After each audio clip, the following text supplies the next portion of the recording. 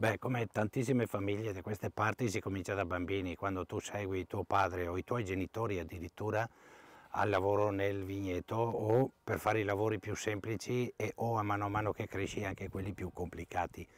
Ci ho sempre lavorato con mio padre e poi quando lui ci ha lasciato l'azienda nel frattempo era anche cresciuta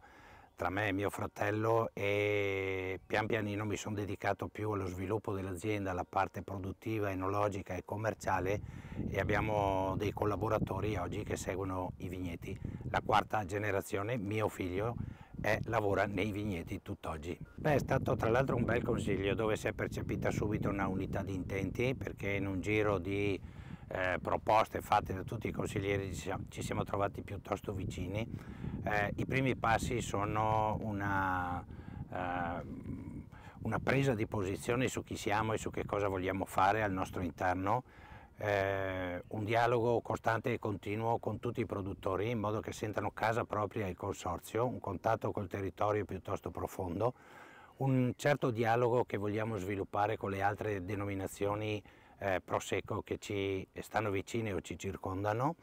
e un altro obiettivo è prendere in mano il nostro disciplinare di produzione, cioè le regole per fare il Conegliano Valdobbiadene e fare qualche modifica. Ecco, parliamo di sostenibilità, come pensate di affrontare questo punto che è fondamentale per lo sviluppo di questo prodotto? E la sostenibilità è un altro dei temi che sono stati discussi, proposti, soprattutto intanto continuare a lavorare verso una sempre maggiore sostenibilità ove possibile. Questo ove possibile è perché abbiamo già fatto veramente tanto in quest'area e oggi possiamo dire che è tutto ragionato molto meno impattante di tanti anni fa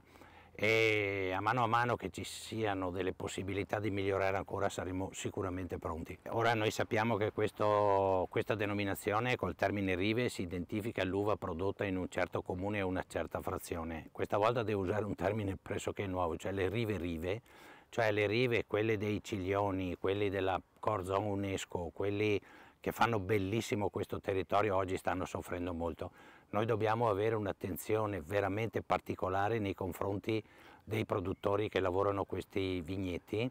perché oggi sono veramente preoccupante la situazione in questi vigneti sia da un punto di vista della gestione viticola perché la flavescenza dorata ha fatto dei danni enormi sia da un punto di vista della tenuta fisica di questi ciglioni.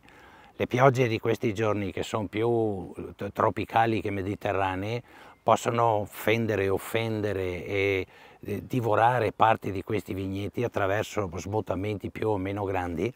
proprio perché è difficile contenere una così grande quantità d'acqua. Su questo noi vorremmo lavorare molto perché per i produttori, non dico che è semplice, ma sono pronti a riparare queste piccole ferite, ma il problema è la gestione dei documenti per farlo, tutta quanta la burocrazia che c'è dietro semplicemente a riparare 2 o 3 filari in collina così alta preoccupano molto i produttori. Dobbiamo trovare un modo perché ci siano dei prerequisiti risolti i quali uno possa cominciare a lavorare subito, una sorta di decalogo, se fai così comincia a lavorare domani. Ecco, concludendo un